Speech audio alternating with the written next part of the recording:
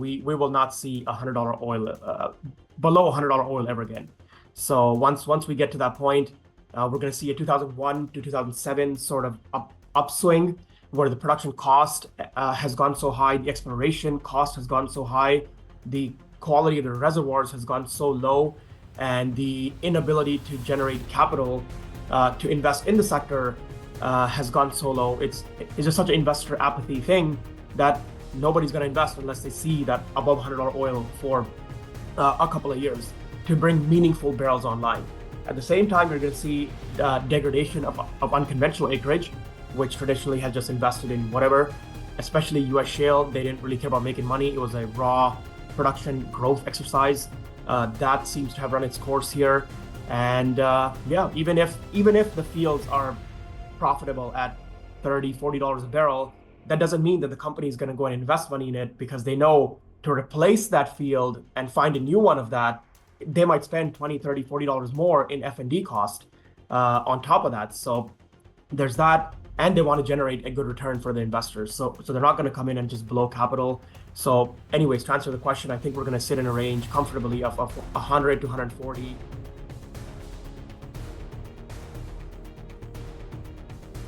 What's your general view of the oil market at the moment? What's your 60,000 foot view? Yeah, I think we're back to where we were. The thesis hasn't really changed too much from where we have been for the last 2 years. We have OPEC plus solidarity and the US shale production underperforming as the backbone of the thesis. And then you have your geopolitical risk, which creates the little bit of a spiciness, both in the price and in the narrative thereafter. So we see the geopolitical risk is sort of going up and down on the side.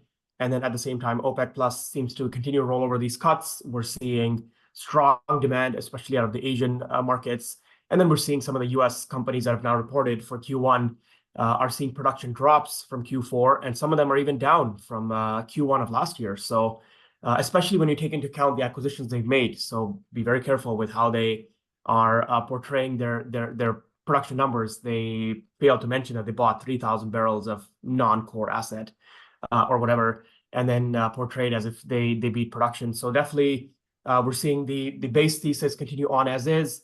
Would be nice to see some more crude draws here going forward, provide some more support to the market, but refining runs are strong, demand is strong, and yeah, we're on the same old train, just with the year now. I think we're finally here in 2024 where demand growth will outpace supply growth. So it's not like demand has been weak for the last couple of years or demand growth has been weak. It's that we've seen supply come online, whether it's from the US, whether it's Iran, whether it's Canada, just places where it seems to have dribbled onto the market, which doesn't seem to be the case so far this year. So that will result in a more undersupplied market, more inventory draws, and therefore a stronger oil price moving forward. Yeah, so how soon do you anticipate us seeing this uptick in the oil price? Sitting right now, it's sitting at 79. It's been kind of stuck in this $75, $80 zone for a few months now. Yeah, so the way I kind of see it is you compare your physical market, number of crude barrels, of that, there's some that are excess barrels on the market. We look at our paper markets, and then we look at the spot price. So over the last couple of years, one could argue, well, not much has really happened on the spot price. But at the same time, the crude inventories have risen slightly, and the paper markets have gone completely obliterated down to record lows of course, with interest rates rising, nobody really wanting to partake, the margin requirements higher, yet the spot price is still where it is. So the spot price is where it is, yet crude inventories are slightly higher, especially commercial crude inventories, and your paper markets are much lower. So the spot price is definitely showing a lot of resilience. And all it needs is one of these two factors to come back into the markets and sort of bid up that barrel. So we see increased refining capacity so far this year. We're going to see increased refining of barrels as soon as today, as we get into the summer season. It's not just demand that goes up; it's also refining that rises. Traditionally, it rises about 3 million barrels from the April-May timeframe to the July, August, September timeframe. That's 3 million barrels per day of crude refining. So if we're in a relatively balanced market today or for Q1, you can see how that's going to start drawing down on crude. We're going to start hitting that marginal barrel on crude. That's going to allow the physical markets to get bid up. At the same time, that's going to drive a increase in the paper barrels. But again, the paper barrels are highly reliant on margin requirements. They're highly reliant on geopolitical risk, and they are highly reliant on interest rates. So if we see the Fed interest rates and reserve rates start to come down, we're going to see a boost from the paper markets. But really, we need the support of the physical barrel that will then push the paper barrel up with it. And I think we're going to see a slow and steady grind up. We're not going to see these massive spikes. We're going to see a slow and steady grind up. And as we get into the higher levels towards the latter half of the year, there's going to be a lot of push from both the US election cycle and just in general, a push for OPEC Plus to start adding barrels back on the market, because we're going to see that for the first time in 3 years, we don't have a supply that's coming in from some other part of the world that makes up for the OPEC Plus cuts. Interesting. So have you factored in a recession, the possibility of a recession into your kind of outlook there? Yeah, so I think we're seeing some of the data points start to degrade, especially in America. We saw exceptional strength, I would say 2022, 2023, even a lot of the bears just got shellacked. 2024, we are seeing some slowdowns in some parts of the economy, the services, the manufacturing, some of the PMI prints are dropping. The labor market looks to be softening for sure, especially the California unemployment rate is a pretty interesting trend to watch, given that it's one of the biggest economies in the world, really. So I think we're going to see a couple of things happen here. One is we always got to factor in a recession and what happens. However, we've traditionally seen that as a recession happens, it's not oil demand that goes down to begin with. It's more of the spending power of other types of goods and services. People start maybe getting behind on their credit cards. They start getting behind on their home payments.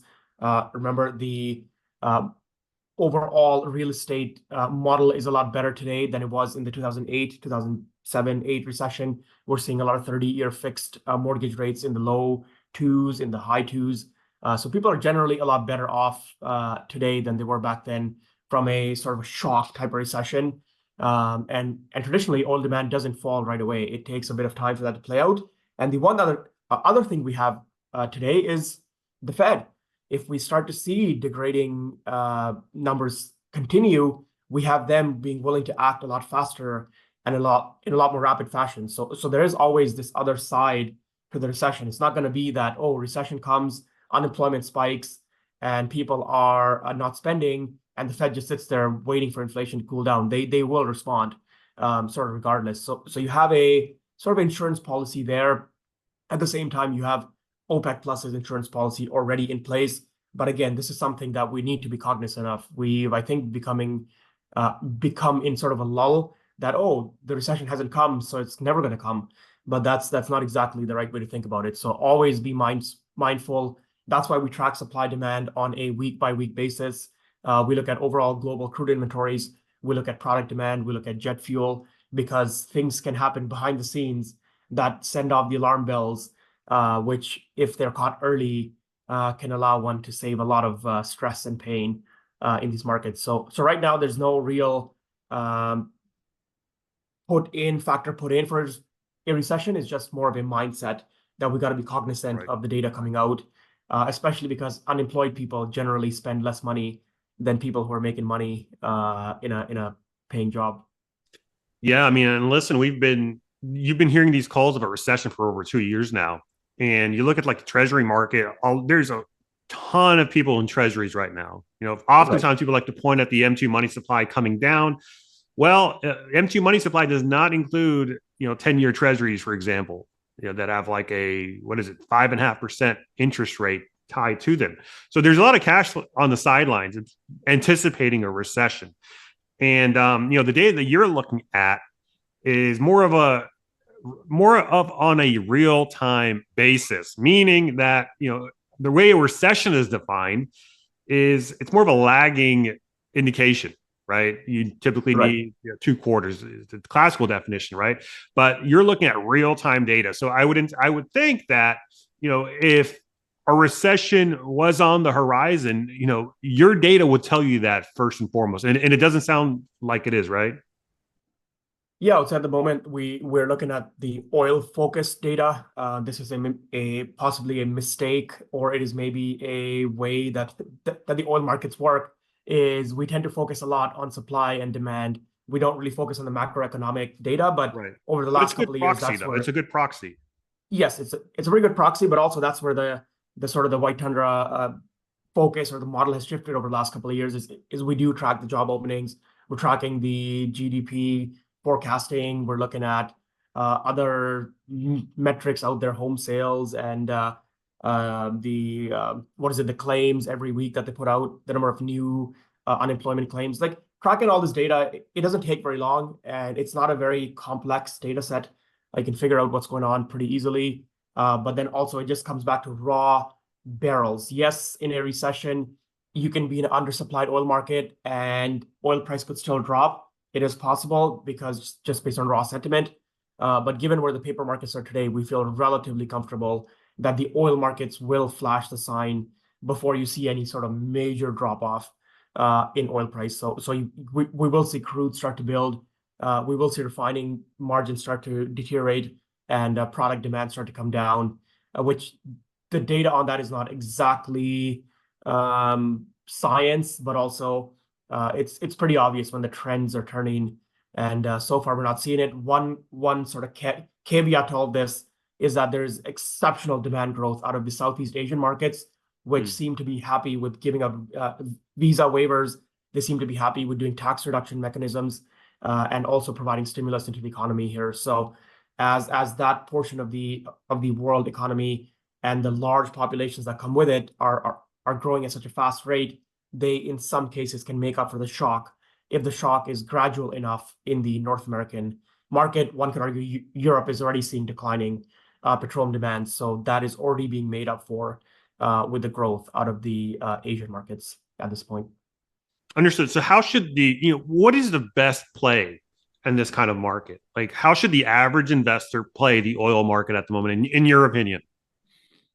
Yeah, so the question I'm going to get shot over answering basically, but really for the last 6 months, one could have argued that okay, we're seeing a relative valuation gap, and let's zoom back 6 months. So going the past to September, October, November of last year, one could argue the valuation gap between the junior small cap names and the blue chips, the Exxon Mobils, the CNRLs of the world, had gone so large that it only made sense to invest in the smaller names, both because you have a higher upside, but also you have less of a downside. If oil prices went down and your company was trading at 1.5 times cash flow, how much further could it possibly fall? Whereas the bigger names were trading at 7, 8 times cash flow, so they have a more of a downward potential.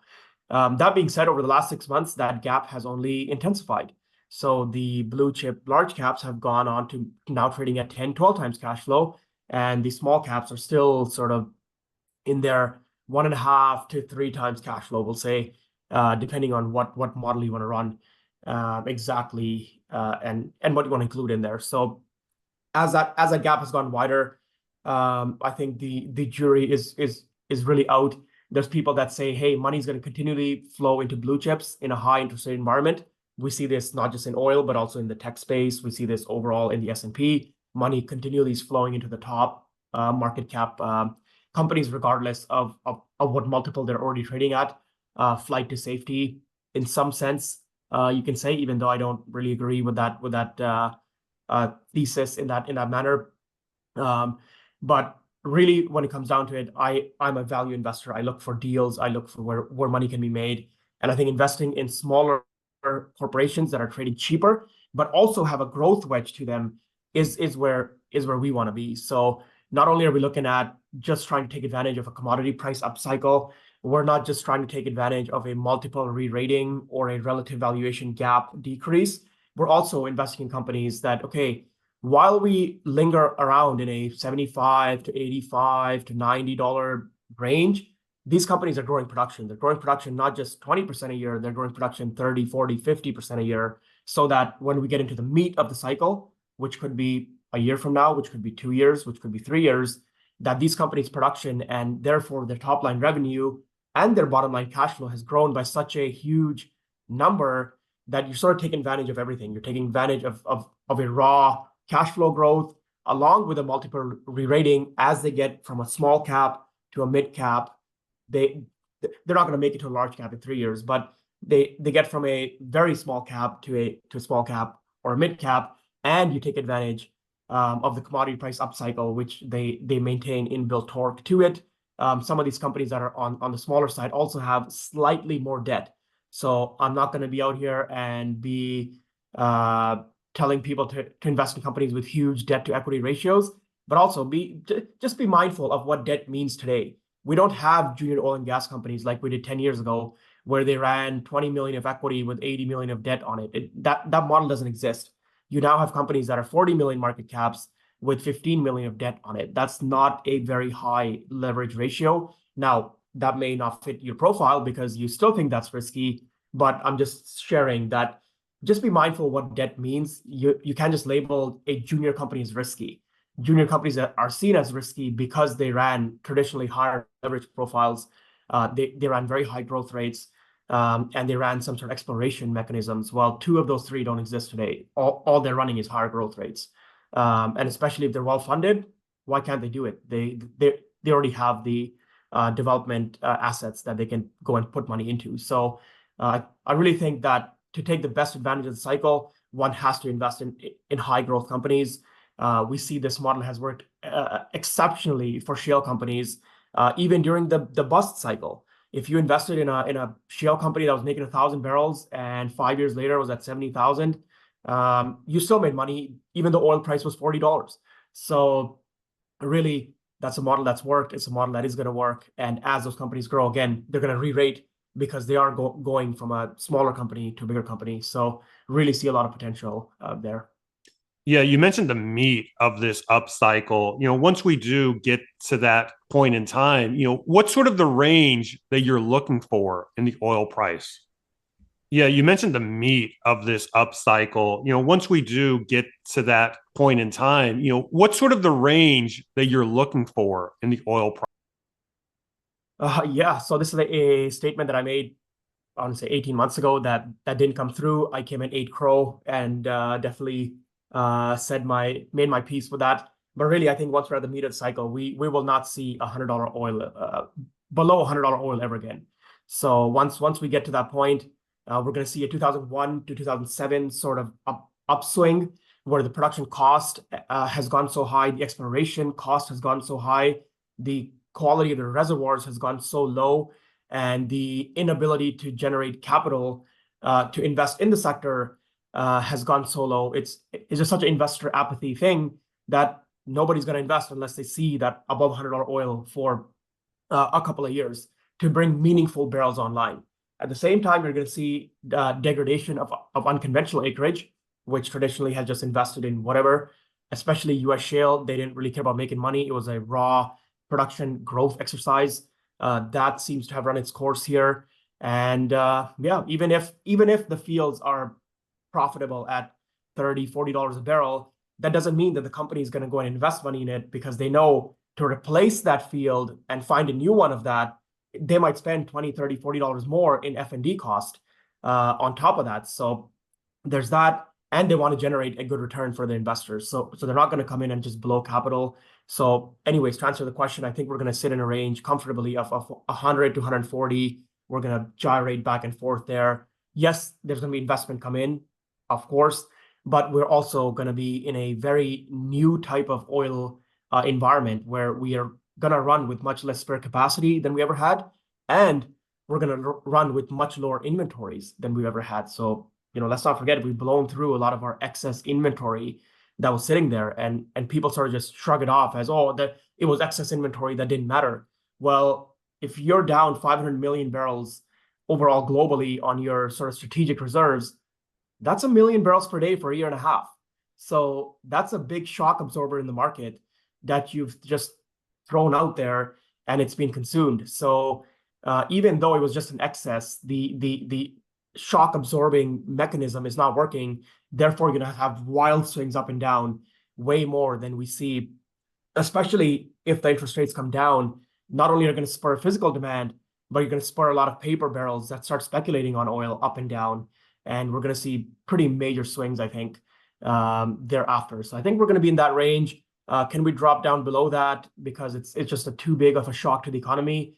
Possibly, but also I think that the lower interest rates are enough of a absorber that we can't continually target oil companies. And I'm not saying that just as an oil bull. I'm saying that because as somebody who looks at E&P assets, these companies are not making all that great money at $75 oil. They're not out there, horny to go and invest in new projects at $75 oil. And $75 oil today is $105, $110 in Canadian dollar terms. That's higher than it was in 2010 to 14. And yet these companies are still not doing as well as they should be, just given the higher costs, the higher operation costs, the transportation costs, some of the carbon taxes, the inability to invest into capital cheaply, and it's just everything's more expensive, and the investor wants more return than they did 10 years ago. So I think we're going to see that play out over time. It's not going to happen overnight, but once we get to that cycle, and when I say the meat of the cycle, I'm talking about a world where we are at let's say sub 1.5 million of spare capacity in the world. That's traditionally when the real issues start to hit, and you really start seeing a higher price to incentivize demand destruction. But I don't think we're going to see demand destruction until $115, $120 a barrel, especially as the S curve in India and Indonesia and Vietnam and these high population areas has hit 14% year over year demand growth in gasoline in India last year. That's an incredible number. Yeah. Yeah. I mean, I've always found it fascinating. If you look at the oil price adjusted for inflation, I mean, it's not really skyrocketing up.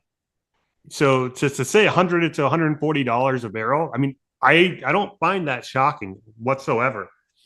So, you obviously offer a litany of insight here, Shubham. You're very in depth. What are some of the resources that you use to keep abreast of the oil market that other investors could also peer into? Oh, excellent question. So I would say there's a few of them out there. As far as data sources, I would say Enverus, Rystad, Vertexa. These are subscription-based softwares, but also you can get a lot of free information out of them. Their blogs, and Novi Labs is a really good one for US shale production data. Their blogs are absolutely tremendous. I would say if you are really a serious oil investor, you should be attending conferences. The Louisiana Energy Conference is at the end of this month. Enercom in Denver is going to be in August. These are both free conferences to investment professionals, which I think we are all can be portrayed as investment professionals. Allegedly. Allegedly. Performance may vary.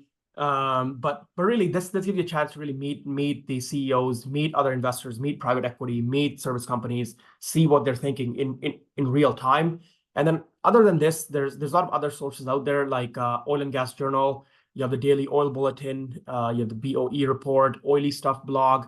Peakoilbarrel.com is really good for the comments and the forum portion of the discussion. Hart Energy puts out really good blog reports on sort of overall market sentiment and deals.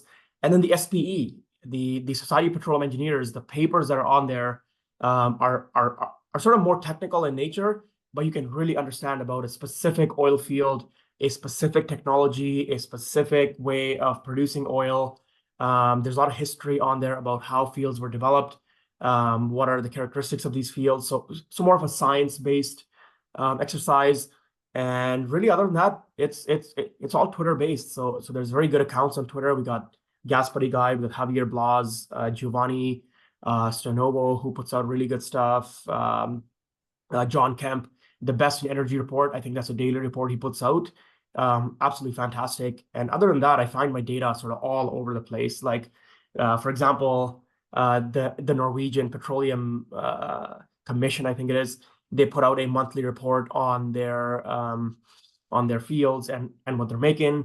We have the Ecuador publishes their production every day on their website. Same with Peru, I believe. You have information, just random information. Like I posted a chart on my Twitter yesterday about fuel economy and vehicle sales share. That comes from the EPA in the US here. The EIA has some really good sources. You don't need to look at their projections. If you just look at their raw data, it's actually really good quality. And yeah, just hundreds of other websites to source specific information. The Indian Petroleum Cell has all the data on Indian demand. It updates on about the first week of the month, end of the first week of the month for the previous month's demand. They talk about all sorts of data there, Chinese shipping. You can look at any US port and how many containers are coming in on a day-by-day basis.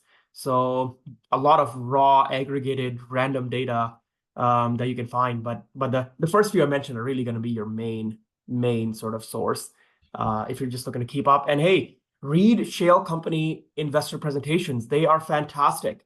Yes, there's a lot of fluff and nonsense in there, but the actual data and the maps and the technology they're talking about is legit. So you can get a lot of information from there as to where things are going with the U.S. production, which is going to be, again, at the backbone of our thesis, our structural bull cycle thesis.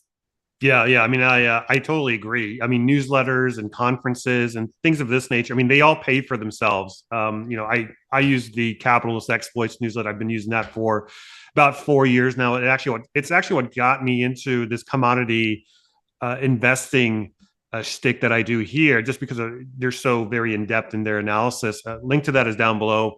I worked out a deal with them to get $1,000 discount for all viewers of this channel. So if you guys want to look into that, link is down below. And we also have a link to the Rickroll Symposium starting in July. So if you guys want to attend that, a lot of big names are going to be there as well if you're interested in attending conferences. Shubham, thank you so much for coming on, my friend. Drop us your socials. Where can people find you? Yeah, you betcha. Most active on Twitter, White Tundra SG, the website as well, whitetundra.ca, the updated whitetundra.ca. The updated portfolios are on there. I'm going to get back to doing my price target spreadsheet, and then all the content, the previous archive seminars and podcasts are on there as well. And then really everything from there goes on the YouTube. So White Tundra Investments on YouTube.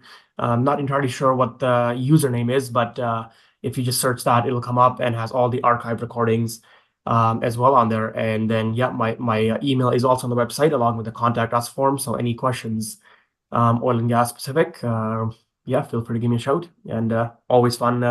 Danny, thanks for having me. Yeah, fantastic. Well, guys, if you enjoy this content, be sure to give it a like, comment down below. Let me know if you agree or disagree with any of Shubham's takes here. Do you think that we are heading to $100 to $140 oil?